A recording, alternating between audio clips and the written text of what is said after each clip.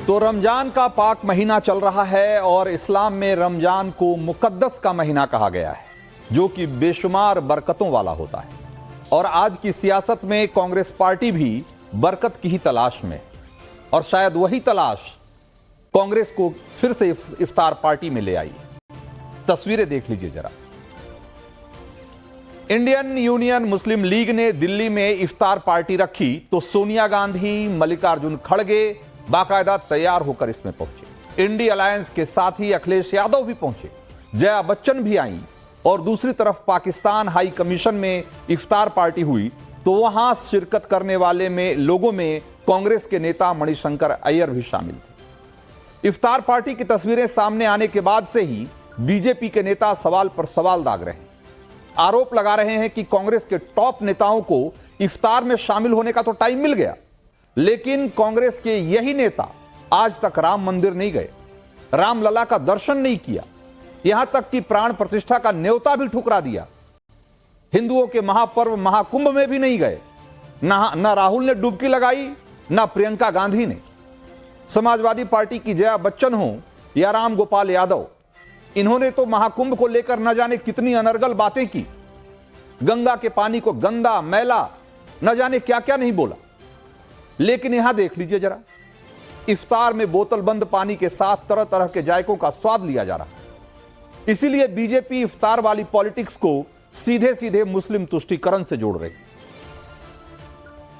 इस इफ्तार पार्टी में जो आप जिसकी तस्वीरें इस समय देख रहे हैं, इससे सिर्फ 2 महीने पहले 144 साल बाद प्रयागराज में हिंदुओं का सबसे बड़ा समागम महाकुंभ का आयोजन हुआ, और महाकुंभ में पूरी दुनिया से हिंदू आए। ट्रेनें, बसें, सड़कें भरी रही। प्रयागराज से 100-200 किलोमीटर दूर तक महाकुंभ आने वाले श्रद्धालुओं का रेला लगा हुआ था। महाकुंभ में 66 करोड़ हिंदू पहुंचे, लेकिन दत्तात्रेय ब्राह्मण कहने वाले राहुल गांधी, खुद को दत्तात्रेय ब्राह्मण बताने वाले राहुल गांधी वहां नहीं गए। ना सोनिया गांधी गई, ना प्रियंका गांधी गई, न मल्लिकार्जुन खड़गे पहुंचे। उल्टे खड़गे ने तो यहां तक कह दिया कि गंगा में डुबकी लगाने से गरीबी दूर होती है क्या? क्या आपको पेट में खाना मिलता है क्या? और यहां दिल्ली में खड़गे जी को देख लीजिए जरा, इफ्तार में कैसे स्वाद ले लेकर खा रहे हैं। आज खड़गे जी को यह भी बताना चाहिए कि क्या इनके इफ्तार में खा लेने से देश का पेट भर जाएगा क्या? क्या इनके इफ्तार पार्टी में जाने से देश की गरीबी दूर हो जाएगी? जाहिर है कि नहीं होगी। फिर खड़गे जी ने महाकुंभ को लेकर ही गरीबी वाला लॉजिक क्यों खोजा था? आप महाकुंभ जाएं न जाएं, यह आपका निजी फैसला है, लेकिन महाकुंभ का जिक्र होने पर आपको देश की गरीबी क्यों याद आ जाती? इफ्तार में जाने के दौरान तो देश की गरीबी नहीं दिखती आपको। अगर आपको सेकुलर होने का मतलब यह समझ में आता है कि किसी धार्मिक आयोजन से दूर रहना चाहिए, तो आपको इफ्तार से भी दूरी रखनी चाहिए। लेकिन इनके सेकुलर पॉलिटिक्स में इफ्तार तो कबूल है, लेकिन महाकुंभ स्वीकार नहीं है, राम मंदिर स्वीकार नहीं है। इसीलिए खड़गे महाकुंभ में उन्हें गरीबी दिखती है, और राहुल गांधी को महाकुंभ में बेरोजगारी दिखती है। सुनिए, राहुल गांधी ने हाल ही में जब महाकुंभ को लेकर उनसे सवाल किया गया तो उन्होंने क्या बयान दिया? मैं ये कहना चाहता था कि देखिए, कुंभ की जगह है, मगर जो युवा कुंभ में गए उनको प्रधानमंत्री से एक और चीज चाहिए, उनको रोजगार चाहिए, और प्रधानमंत्री को रोजगार के बारे में भी बोलना चाहिए।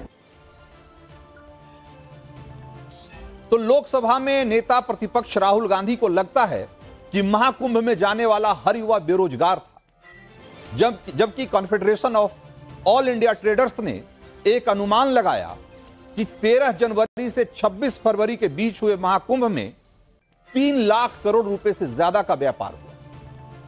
और इस आंकड़े को अगर आधार माना जाए तो यह अंदाजा लगाया जा सकता है कि महाकुंभ ने बेरोजगारी या यूं कहें कि बेरोजगारों के लिए कितने बड़े मौकों को जन्म दिया हो।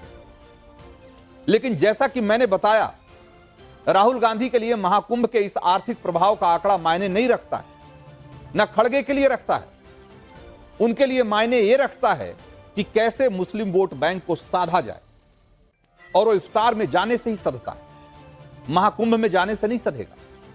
क्योंकि कांग्रेस और इंडी के बाकी दलों के हिसाब से देखें तो हिंदू तो जातियों में बटा हुआ है, चाहे वो महाकुंभ में जाने वाला हिंदू हो या न जाने वाला हिंदू। इसीलिए हर मौके पर जाति की राजनीति को हवा देना इनका एजेंडा है। और संयोग देखिए कि कल सोनिया गांधी मुस्लिम वोट साधने के लिए इफ्तार में शामिल हुई, और आज राहुल गांधी के पहले पॉडकास्ट का पहला वीडियो जब सामने आया तो उस वीडियो में पहली और सबसे बड़ी बात जो निकल कर आती है वो ये कि देश में जातीय जनगणना होनी चाहिए। सुनिए Rahul Gandhi. Like what don't you think it's not supporting the caste census is actually anti-national? Because what you're saying is that we're not ready to accept the truth of what is going on in our country. Why are people so much against the caste census? Like what don't they like about it? I think it's not. तो कांग्रेसी politics की वही chronology फिर सामने आई। एक तरफ इफ्तार से प्यार और दूसरी तरफ हिंदुओं पर जाति वाला वार। कांग्रेस की इस पॉलिटिक्स के बीच यूपी के सीएम योगी आदित्यनाथ का भी एक बड़ा बयान सामने आया। अयोध्या पहुंचे सीएम योगी आदित्यनाथ ने कहा कि मेरी 3 पीढ़ियां श्री राम जन्मभूमि आंदोलन के लिए समर्पित थी। हम सत्ता के लिए नहीं आए, राम मंदिर के लिए सत्ता गंवानी पड़ेगी तो भी कोई समस्या नहीं है। तो एक तरफ बीजेपी और उनके सीएम योगी प्रभु राम के लिए सत्ता को बलिदान करने का दम भर रहे हैं, और दूसरी तरफ उसी सत्ता को हासिल करने के लिए कांग्रेस और इंडी के नेता इफ्तार पॉलिटिक्स कर रहे हैं। ये दोनों पार्टियों का की जो पॉलिटिक्स है उसका फर्क समझिए इससे। और ये भी देख लीजिए कि सोनिया गांधी और खड़गे जिस इफ्तार पार्टी में पहुंचे थे उसका आयोजन उस इंडियन यूनियन मुस्लिम लीग ने किया था, जिसकी जड़ें मोहम्मद अली जिन्ना की बनाई हुई मुस्लिम लीग में। और पार्टनर बुलाए और वो न जाएं ऐसा तो हो ही नहीं सकता। लेकिन बात इफ्तार में कचौड़ी पकौड़ी तरबूजा खरबूजा रसगुल्ला खाने तक खत्म हो जाती तो कोई बात नहीं थी। इफ्तार के जायके का असर कांग्रेस की पॉलिटिक्स में भी झलकता है। कर्नाटक में जहां की कांग्रेस की सरकार है वहां देख लीजिए कि क्या हो रहा है। वहां कांग्रेस सरकार ने मुस्लिम कॉन्ट्रैक्टर्स को सरकारी टेंडर में 4% आरक्षण देने का फैसला किया है। और बजट में मुसलमानों के लिए क्या किया है जरा वो भी जानिए।